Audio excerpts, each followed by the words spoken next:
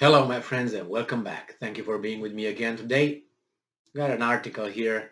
It's very interesting. I don't know how accurate it is, but not the article, but how sincere the players involved in this article are sincere or not. Let's see. This article comes from the New Voice of Ukraine from May 26, 2022, and this is the title. NATO states informally agree not to supply fighters, tanks to Ukraine. Die Zeit, that's the German uh, media outlet. According to the publication, alliance members in Brussels have said that threats of military escalation between NATO and Russia need to be minimized as much as possible, and that Russia may consider the delivery of NATO tanks and warplanes as escalation, with some members worried that Russia may take actions in response. I think the Russians said this from the get-go when some countries said, "Oh, we're going to give this, we're going to do that," and now they wake up after what 3 months, 4 months, 3 months of fighting. No such systems have been delivered to Ukraine as of yet. Since the beginning of the war, Ukraine has been asked for fighter jets in order to protect its skies from Russian airstrikes. Meanwhile, Russia has already threatened supplies lines from Poland to Ukraine with military action, but has so far taken none. So they're waking up now. They're waking up with to the threats. I don't think they wake up to threats. I think something changed. I got a, this is my my feeling that I get out of the latest news is the West. It seems to I'm not going to use Ukraine's president Zelensky's statement as the West is not united and is not as strong and so on, because it was at the beginning, but it seems like now it shows cracks. It shows for the past, I would say, 3 weeks.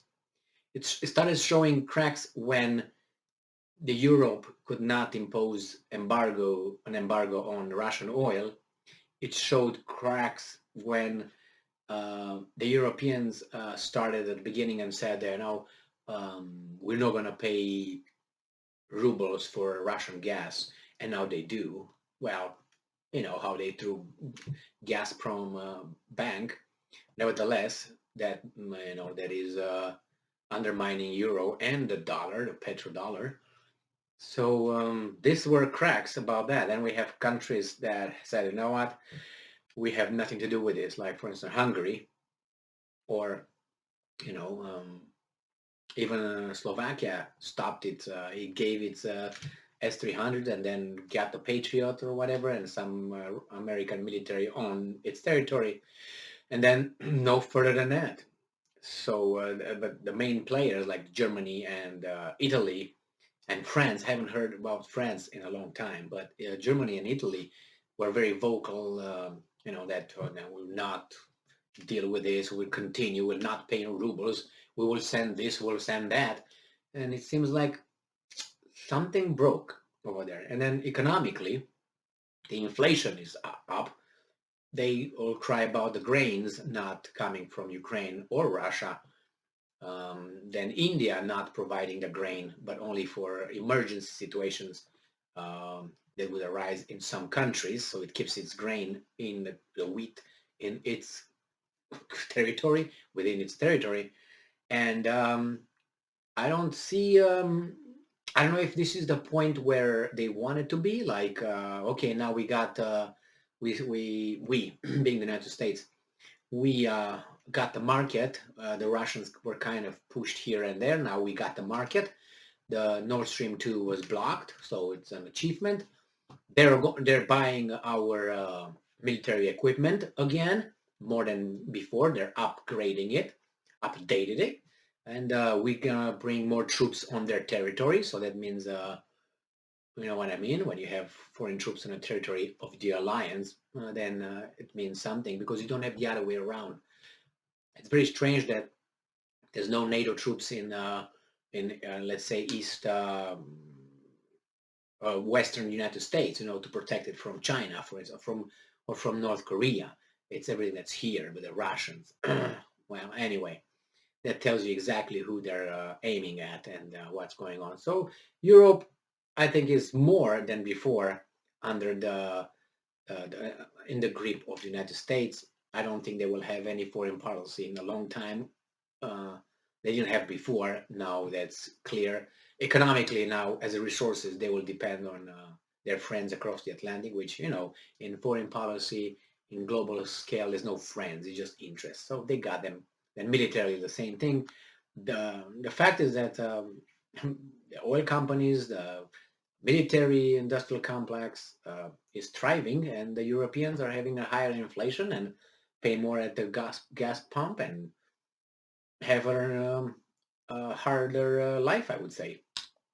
So I don't know if this stoppage is because they achieved that, you know what I mean, creeping over, or it's just that they can't sustain their sanctions.